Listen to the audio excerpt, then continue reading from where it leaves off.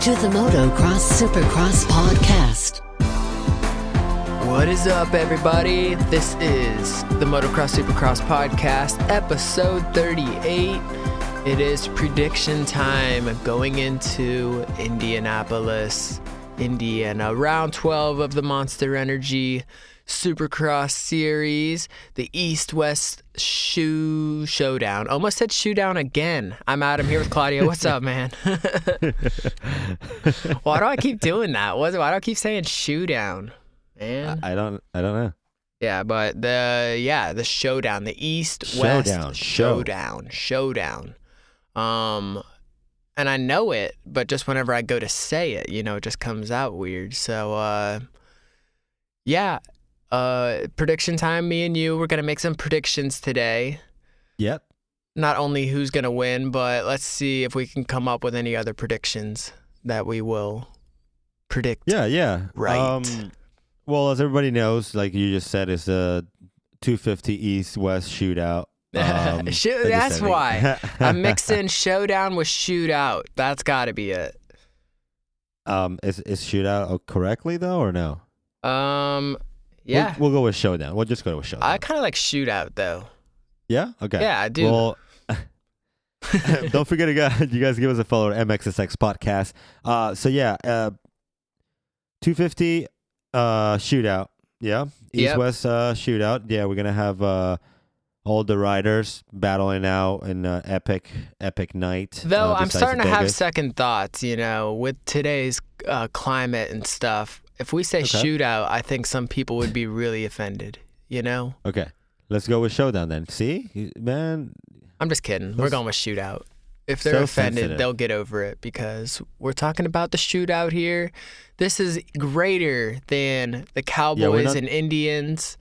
This is Supercross, all right? Nothing comes to the level of when the East Coast meets the West Coast. The Tupac and the Biggie. All right? The Bloods and the Cribs. That's right. Yeah. So, and it is really building up to be a great night. Besides all the injuries, it will still be very magical. The snow will be falling down outside, while inside, the East and the West are packing heat for the shootout. I feel and the shootout. I feel like I'm like listening to a story.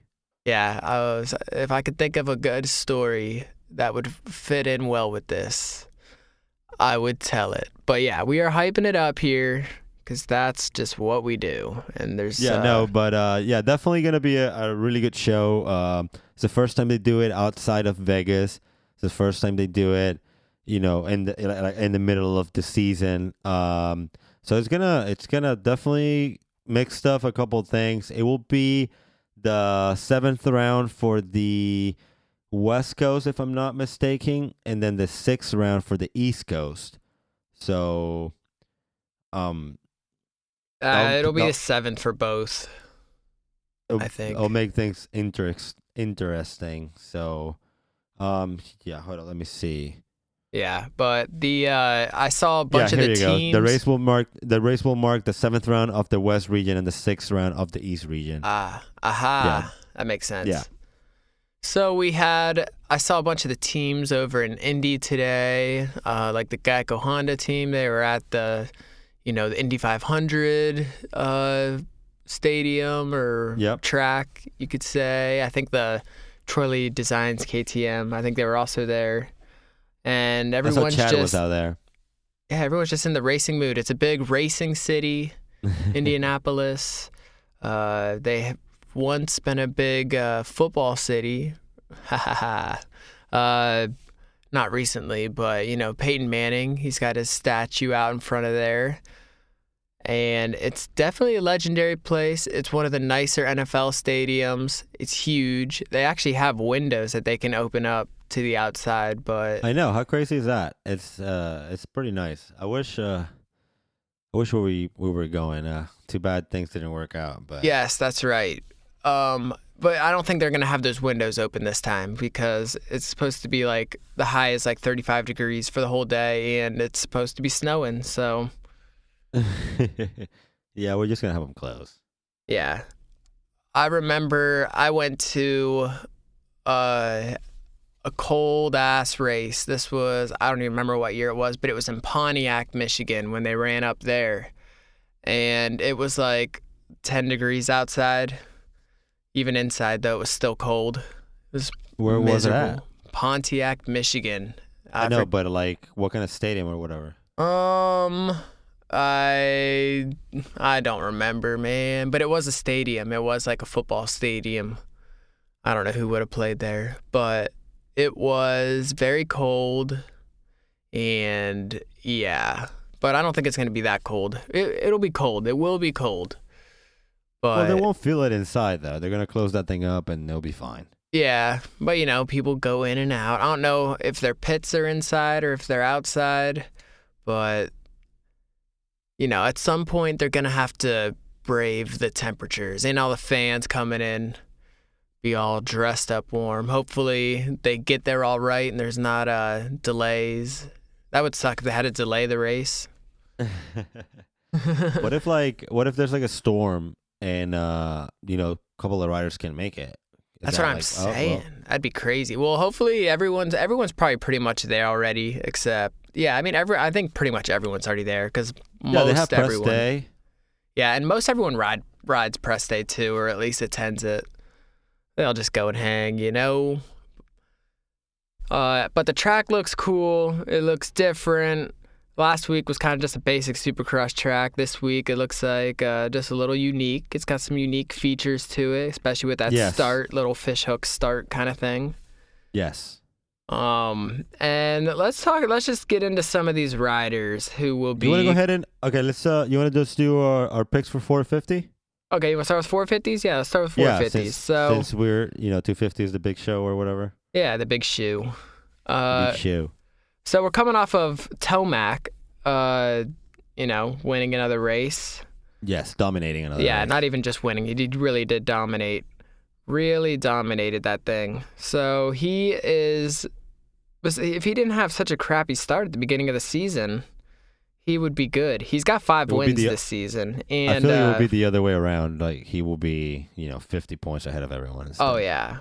If he just had, like, a first good couple races, he would, he'd be the Anderson. He'd be way up on everyone because that's how he's been running when he gets out front. He's got 5 whole shots and 5 wins, so. Pretty good record right there. Yeah, when he gets out front, it's pretty much over. I know he threw at least one of those races away when he hurt his shoulder, but it was, it's best to see him coming from the back of the pack, but. Here, I'm about to blow your mind. He is 3 points away from Justin Brayton, a person who's raced the whole season. Yeah, and done, like, pretty good, too. Oh, yeah, no, that's what I'm saying. Like, he's in 3rd place right now, so he's definitely done decent. Yeah, and 14 are actually 20 points, or what is that? 18 points away from Marvin. Yeah. So, I don't know if I got that right, but yeah, that's right.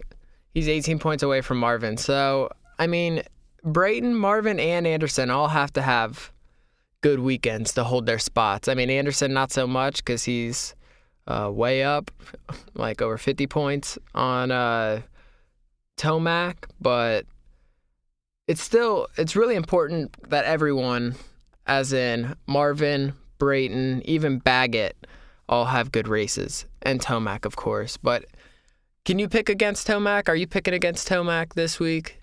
To win? I don't think so, man. He's dominating. He looks good. He looks in shape. He's dialed in with that bike. They got it going on over at the Monster Energy rig, and I think he's gonna win again. He's gonna win again. The kind of track. This track is for him.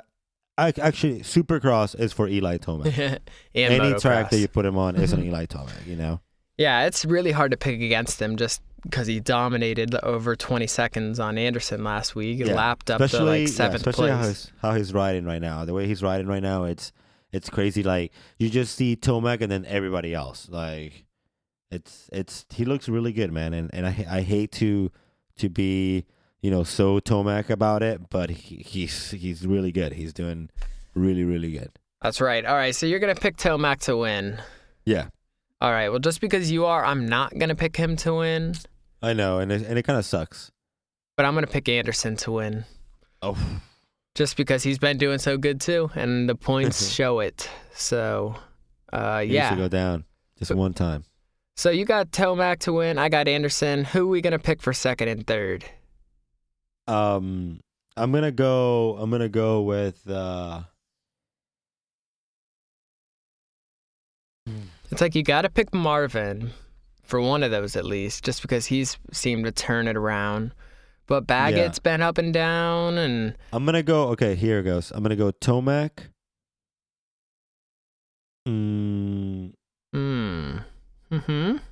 Christian Craig. And Muskin. Very cool. Okay, so you got Tomac, Craig, Muskin. You got the green, red, orange. Yep. All right, I respect that. I'm gonna go Anderson and then Tomac for second. This is like assuming my prediction is Tomac, falls in the first corner, something happens to him, he gets stuck in the gate. His bike won't start right before, and they drop the gate without him. But he comes all the way back, gets second, and then. How about, I don't know, I keep thinking Weston Pike is going to turn things around and get up there. So let's pull for him. Actually, let's go Baggett. Him, but I'm going to go Baggett for third. You going to go with Baggett for third? Yeah. Okay. Yeah, he's been up and down. He's been down recently, so I'm going to pick him to be up. So I'm going Anderson, Tomac, and Baggett. Okay. And we also said we were going to pick between Tyler Bowers and Chad Reed. Currently, Chad Reed is 16th in the points, and with 82 points. Yep. And Tyler Bowers is 17th in the points with 78. So between those two, who do you think wins? I'm gonna go with my boy, man. My boy Chad. Yeah. All right. Do you think Chad can break the top 10 this week? He was running about like 12th whenever him and Bowers got into it. And last week, Bowers ended up in 14th. Yes, he will break top 10 this weekend.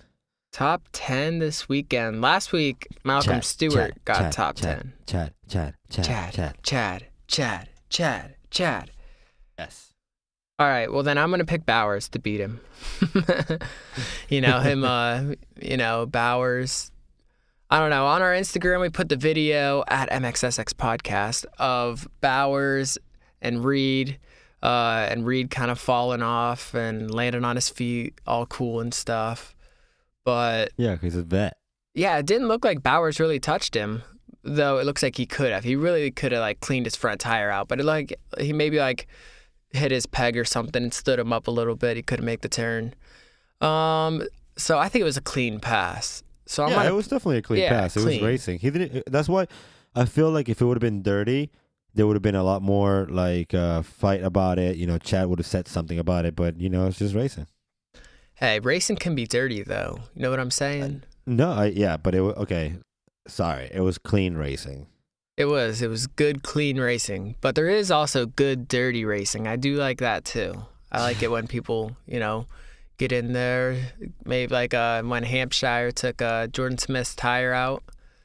Not that I liked it. I do. All right, fine. I like to see that stuff. All right, jeez. So we did that. Let's see. Who else? Is there anyone else we want to talk about here in the 450s? Dean Wilson was 8th last week. Maybe can improve that. Brayton's been doing good. Maybe. See what happens. But, I mean, if Tomac gets the whole shot, I mean, it's over.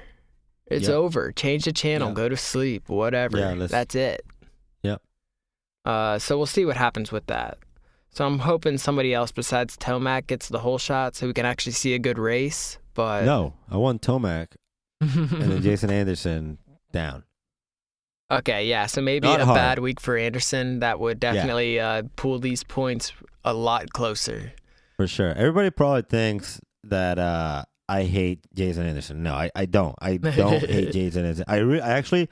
I think he's a good rider. I respect him a lot. I just like to see more competitive championship. That's all. Yeah, and especially on the main class. You know, if Jason Anderson went down or had a mechanical issue or something, that would pretty much put them into panic mode. Well, also, you have to have Eli or one of them, winning the race or whatever. Yeah. Well, even if, I mean, true, but I mean, let's be real here. That's definitely what would happen. So if Anderson had an issue in one race, that would totally throw their whole team into panic mode, and it could be the whole downfall. He could end up 10th in the points or something, you know? Just losing and stuff, just crashing. You never know. One little thing could really turn this whole thing around. Yeah. But, all right, so we talked about 450s enough. Let's get into the real meaty stuff. Yes. The 250 East-West Shootout Showdown. Zach Osborne, Austin it's happening Faulkner, this weekend. Jordan Smith, Jeremy Martin, Kyle Peters, Luke Rensland, that are coming. Sean Cantrell, that is the East. And then representing the West, we have Zach. I already said Zach Osborne. We have Aaron Plessinger, Joey Savacci, Shane McElrath, Adam Cincerulo, Chase Sexton, not Christian Craig, but Justin Hill, Kyle Chisholm. Yeah, I'm just getting too excited. I'm reading faster than I can speak. Okay.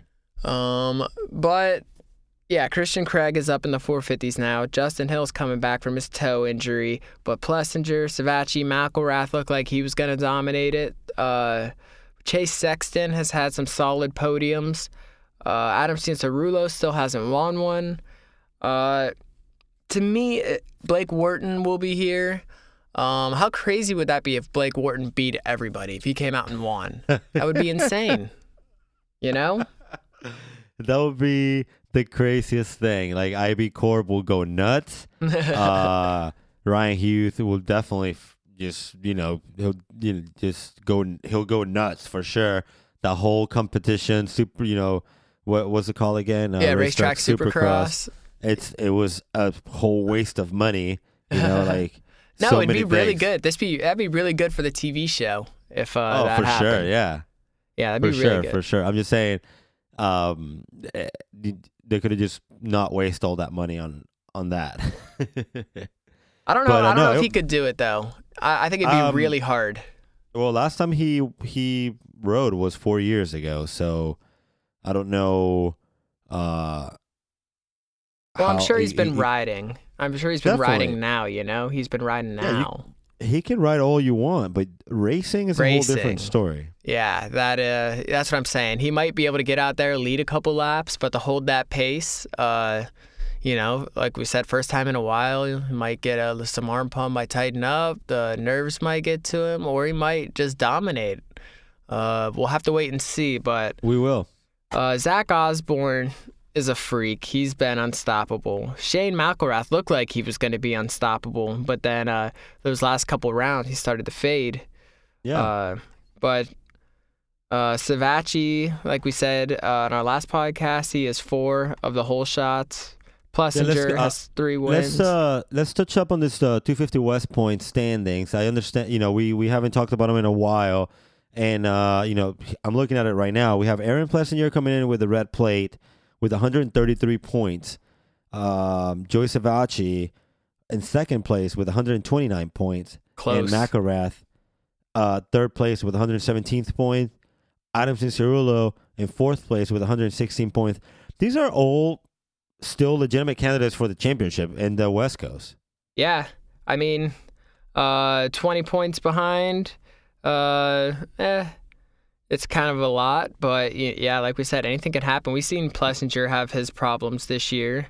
Yeah, like if you look at on the East Coast, you have Osborne in first with 115, Faulkner with 107, Jordan Smith with 102 in third place. They're a little bit more separate, I feel like, than the top five in the West Coast. Yeah, I agree. So it's going to be who do you think prevails, as in wins, East Coast or West Coast? You think someone as in like who's going to win the whole thing? Yep, someone from the East Coast or someone from the West Coast? Dude, I'm gonna go with the West Coast. West Coast. So I'm guessing you think maybe Cianciarulo or no, Plessinger, Savacci. This is a tough one. It but is. No, I don't think Savacci's gonna win it. I think he's gonna crack under pressure.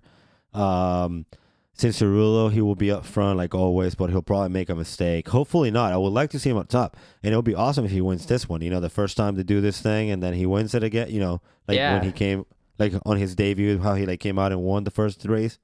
So that would be cool to see. That will give him a little confidence for the closing of the season, and that would be cool. I mean, that would be cool to see Adam up there. But I don't know. I just don't think so. Justin Hill, like we said, he was getting on fire. He looked really good on the 450 before he crashed. So don't be surprised to see him out there either. Yeah, and he won that last 250 race, the 250 West Coast in San Diego. Yeah, so he won the last 250. He came out to the East Coast and rode the 450 and looked really, really good. So maybe I don't know, man. I really don't know which way to lean on with this one, but well, you better predict one. I'll tell you what I think. I think Osborne is going to win it all. I think Osborne will be the winner. And that's a solid pick. That's a really good pick. Yeah, he's a freak, man. He's just crazy. He's like Tomac out there, just wide open all day. But also Faulkner. So I think Osborne will win it. I think Faulkner will be... Let's put Faulkner at third. And I'm going to put Savacci at second. I know Savacci hasn't had the greatest year so far. But he's got that thing with Zach. Yeah. So Zach has been crazy. I'm going to go Osborne, Savacci, and then Faulkner. But nice. Very good picks. Anything could happen. Plessinger, Cianciarulo, McElrath, Sexton. I really like Sexton. He's been... I mean, it sounded weird when I said I really like Sexton. I really like Sexton bitches. All right, well, I got my picks. All right, you got mine. Let's hear yours. Yeah, so you're going with Osborne, Savacci, and Faulkner. Okay. Yes, sir. Two East Coast guys. It's a West Coast sandwich with two East Coast guys as the bread. East, West, East. That's right. No, you got West, East, West. Or East, West, East. Yeah. It's only a single. I'm gonna go with Plessinger to win it. Oh yeah, I think he takes it all. Yeah, I think Plessinger. I feel like he's a really good rider. He reminds me of like a young Kevin Windham type thing, like the way he rides, the way he controls the bike. And he's very calm, very mellow, very controlled. So I'm going to go with Plessinger over with the pressure. He's coming with the brake, So I'm going to go with Plessinger winning. He doesn't really crack under pressure, which I like a lot, Yeah, and he's got 3 wins. He's leading the West Coast guys with wins. Yes, so I think he's gonna win. He's gonna win Indianapolis for the 250 class. In second place, I'm gonna go with Zach Osborne. And then I'm gonna go with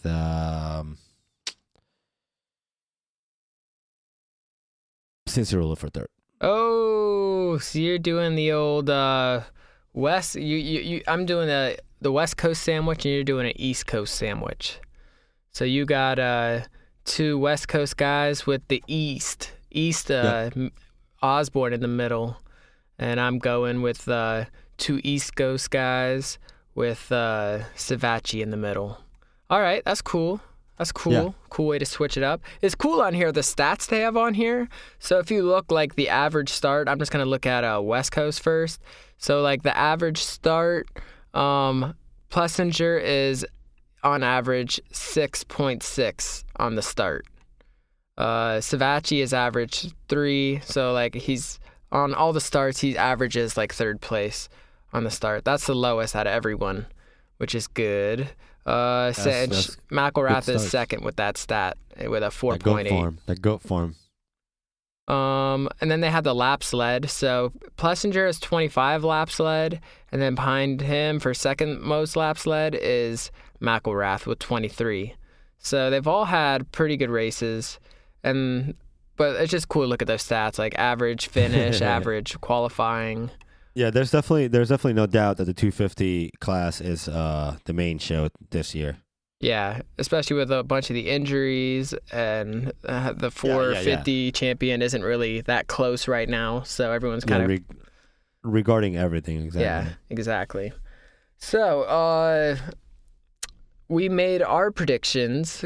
Go ahead. You can give us your predictions on Instagram or Facebook, Twitter. Just let us know who you think's going to win. Put it out there in the universe, so whenever it happens, you have something to look at and say, look, I said it was going to happen. Boom. There you go. All right. Well, thank you, everybody, for listening to another episode of the MXSX podcast. Thanks for following us and tuning in, telling your friends. We will see you after the race for the recap.